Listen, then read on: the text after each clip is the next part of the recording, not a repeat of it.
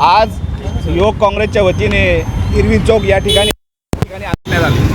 देशाचे सर्वोच्च पद असणारे ज्या ठिकाणी दलित समाजाचा आज एक CGI त्या ठिकाणी आहे, अशा व्यक्तींवरती संघाचे काही लोक विरोध करतात, म्हणजे ह्या देशाचा एक काळीमा फासण्याचा एक प्रयत्न आहे। या मागचे मास्टर माइंड कोण आहे याची चौकशी शासन स्तरावरती, केंद्र स्तरावरती झाली पाहिजे।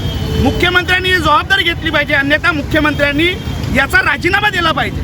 खऱ्या अर्थाने या देशाला जर राष्ट्रपतींना सर्वोच्च न्यायाधीश शपथ देत असतील तर हे पद सर्वोच्च पद आहे। एका प्याद्याला पुढं करून संघ हा प्रयत्न करत आहे। गेल्या 10-15 वर्षापासून 2014ला जर तुम्ही पाहिलं तर षडयंत्र देश पातळीपासून राज्य पातळीपर्यंत गाव गाळेपर्यंत एक षडयंत्र चालू आहे। या मनोविधी प्रवृत्तीचा आज आम्ही युवक काँग्रेसच्या वतीने निषेध करत आहोत। देश पातळीवरती निषेध होत आहे।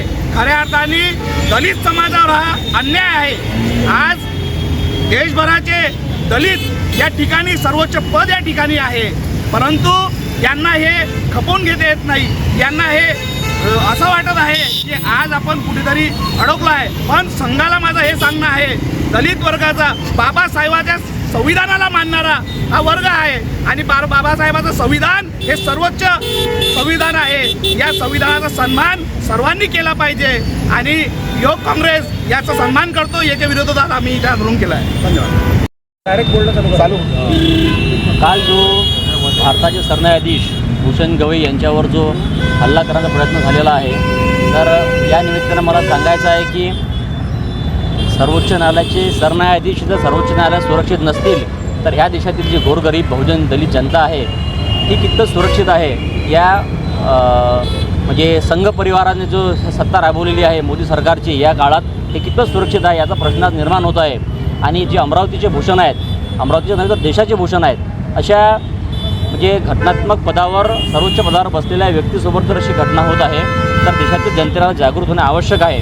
आणि जे 2014 पासून जे संघ परिवाराने भाजपने जे विष हे सगळं संपूर्ण देशात पेरलेलं आहे जातीयवादाचं, याचा हा परिपाक आहे असा आमचा या निमित्ताने ह्या सरकारवर, या मनोवादी प्रवृत्तीवर आमचा आरोप आहे। आणि ही प्रवृत्ती या देशातील जनतेने जागृत होऊन लगेच ठेचून काढली पाहिजे, नाहीतर याचे परिणाम येणाऱ्या काळात अत्यंत वाईट होणार आहेत।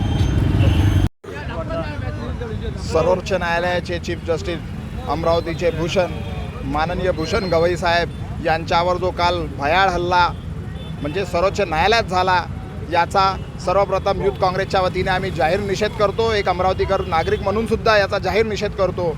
या मनोवृत्ती प्रवृत्तीला ठेचून काढलं पाहिजे अशी आमची आज धारणा झालेली आहे।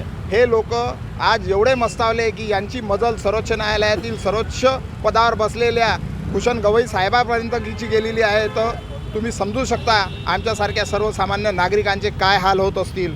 त्याच्यामुळे आम्ही या सगळ्या संपूर्ण प्रकरणाचा जाहीर निषेध करतो।